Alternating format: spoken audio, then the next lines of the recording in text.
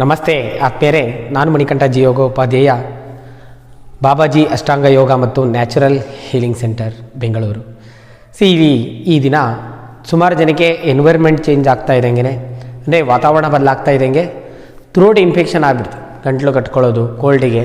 So ಈಗ ಮಳೆ start ಆಗಿದೆ, ಗಂಟಲು ಕಟ್ಕೊಳ್ಳೋದು, ಅಥವಾ ಕೆಲವರಿಗೆ ಸ್ವಲ್ಪ ಕೋಲ್ಡ್ ಐಟಮ್ ಏನಾರು ತಿಂದರೆ, ಅಥವಾ ಕೆಲವ್ರಿಗೆ ಆಯಿಲ್ ಫುಡ್ ತಿಂದರೆ, ಕೆಲವರಿಗೆ ಸ್ವೀಟ್ಸ್ ಏನಾರು ತಿಂದರೆ ಕೂಡ ಥ್ರೋಟಲ್ಲಿ ಒಂಥರ ಗಂಟು ಕಟ್ಕೊಳ್ಳೋದು, ಥ್ರೋಟಲ್ಲಿ ಇನ್ಫೆಕ್ಷನ್ ಕಾಣಿಸ್ಕೊಳ್ಳೋದು.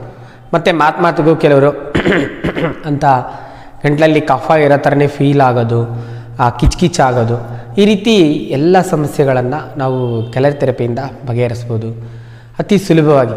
ಸುಜೋಕ್ನ ರಿಫ್ಲೆಕ್ಸ್ನ ಪ್ರಕಾರ ಇದು ದೇಹದ ಮುಂಭಾಗ, ಇದು ದೇಹದ ಹಿಂಭಾಗ, ಇದು ತಲೆ ಭಾಗ, ಇದು ಗಂಟಲಿನ ಭಾಗ, ಕಂಠಕೇಂದ್ರದ ಭಾಗ. ಈ ಭಾಗದಲ್ಲಿ ನಾವು ಕಲರ್ ಹಾಕಿ ಟ್ರೀಟ್ಮೆಂಟ್ ಮಾಡೋದು.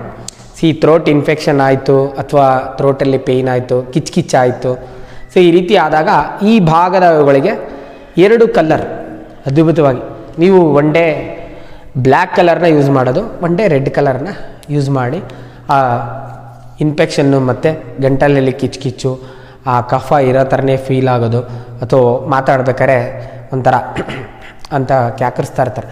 ಸೊ ಆ ರೀತಿ ಆಗ್ತಾ ಇದೆ ಅಂದಾಗ ಈ 2 ಕಲರಿನ ಸಹಾಯದಿಂದ ನೀವು ಆ ಸಮಸ್ಯೆಯನ್ನು ಸುಲಭವಾಗಿ ಬಗೆಹರಿಸ್ಕೋಬೋದು.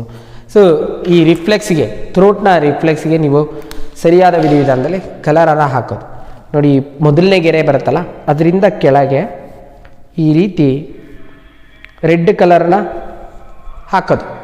ಒನ್ ಡೇ ರೆಡ್ ಹಾಕಿ, ಒನ್ ಡೇ ಬ್ಲ್ಯಾಕ್ ಕಲರ್ ಕೂಡ ಹಾಕಿ, ಬೋತ್ ತಮ್ಮಿಗೆ, ಅಂದರೆ 2 ಹೆಬ್ಬೆರಳಿಗೂ ಕೂಡ, ಹೆಬ್ಬೆರಳಿನ ಕೆಳಗಡೆ ಕೂಡ ನೀವು ಈ ರೀತಿ ಕಲರ್ ಹಾಕೋದು. ಸೊ ಈ ರೀತಿ ಕಲರ್ ಹಾಕಿದ್ಮೇಲೆ ಕಲರು ಡೇ ಟೈಮಲ್ಲಿ ಹಾಕಿಬಿಟ್ಟು ಒಂದು 3-4 ತಾಸು ಬಿಡಿ. 3-4 ತಾಸು ಬಿಟ್ಟು ಕಂಪ್ಲೀಟಾಗಿ ಅಳಿಸಿ. ಅದ್ಭುತವಾಗಿ ವರ್ಕ್ ಆಗುತ್ತೆ. ನಿಮ್ಮ ಥ್ರೋಟಿನ ಇನ್ಫೆಕ್ಷನ್ ಕಡಿಮೆ ಆಗುತ್ತೆ. ಸೊ ಈ ವಿಡಿಯೋದಲ್ಲಿರ್ತಕ್ಕಂಥ ಮಾಹಿತಿಯನ್ನು ಸದುಪಯೋಗಪಡಿಸ್ಕೊಳ್ಳಿ. ತಮಗೆಲ್ಲರಿಗೂ ಒಳಿತಾಗಲಿ. ಶುಭ ದಿನ. ನಮಸ್ಕಾರ.